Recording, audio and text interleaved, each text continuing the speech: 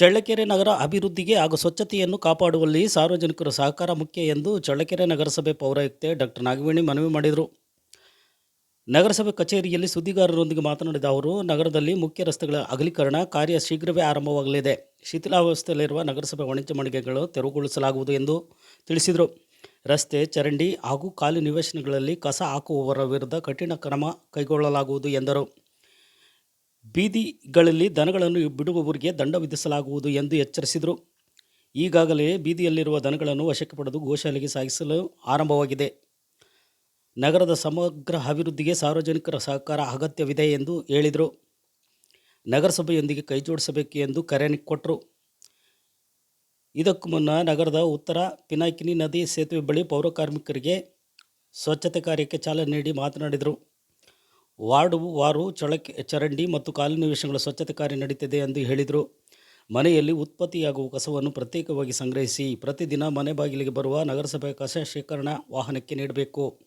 ಸಾರ್ವಜನಿಕರು ಸಹಕರಿಸಿದರೆ ಮಾತ್ರ ರಸ್ತೆ ಮತ್ತು ವಾರ್ಡುಗಳು ಶಾಶ್ವತವಾಗಿ ಸ್ವಚ್ಛ ಎಂದರು. ಈ ಸಂದರ್ಭದಲ್ಲಿ ಆರೋಗ್ಯ ಅಧಿಕಾರಿಗಳಾದ ಮಾಲಿಂಗಪ್ಪ, ಗೀತಾಕುಮಾರಿ ಹಾಗೂ ಭೂತಣ್ಣ ಇತರರು ಇದ್ದರು.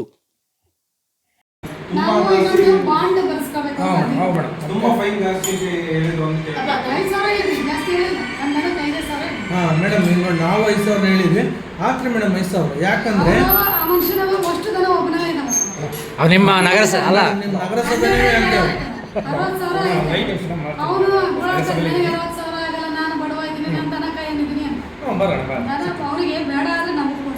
ಅಲ್ರಿ ಮೇಡಮ್ ಅಲ್ಲ ಅವ್ರು ಡಾಕ್ಟರ್ ಶ್ರೀನಿವಾಸ್ ಡಾಕ್ಟರ್ ಜಾಗ ಇಲ್ಲ ಅಂದ್ರೆ ಇವರು ನಗರಸಭೆ ನಡೀತಿದ್ದಾರೆ, ತಂದು ಹಾಕ್ತೀನಿ ಅಂತಾರೆ. ನಾವು ಇಟ್ಕೊಳ್ಳೋದು ಜಾಗ ಇಲ್ಲ, ನಾವೇನ್ ಮಾಡ್ಬೇಕು ಅಂತಾರೆ. ಪರ್ಯಾಯ ಏನಾದ್ರು ಜಾಗ ಬೇಕಾದಷ್ಟಿದೆ, ಆದ್ರೆ ಶೆಡ್ಗಳು ಕಡಿಮೆ ಇದಾವೆ ಅಂತ ಅವ್ರು ಹೇಳ್ತಾರೆ. ಶೆಡ್ಗಳ ವ್ಯವಸ್ಥೆ ಮಾಡಿಕೊಡೋಣ.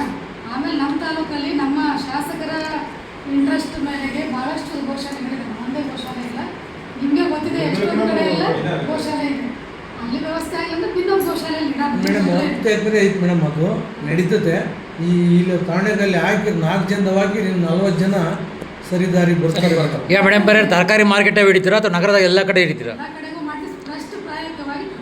ಆಮೇಲೆ ಇನ್ನೊಂದು ಏನು ಗೊತ್ತಾ ಮಾಡಿದ್ರೆ, ಸುಧಾಕರ್ ಕ್ರೀಡಾಂಗಣದಲ್ಲಿ ಪಾಪ ರುದ್ರು ಪಾಪ ಅಲ್ಲೆಲ್ಲ ವಾಕ್ ಮಾಡ್ತಿರ್ತಾರೆ, ಅಲ್ಲಿ ಕಿತ್ತಾಡ್ತವೆ ದನ ಗುದ್ದಾಡಿಕೆ ಮೇಲೆ ಆಯ್ತವೆ. ಏಕಾಏಕಿ ದಾಳಿ ಮಾಡಿದಾಗ ಒಟ್ಟು ಮೇಡಮ್ ರಸ್ತೆಗಿಂತ ಬಿಡಾಡಿಗಳಿದ್ದಂಗೆ.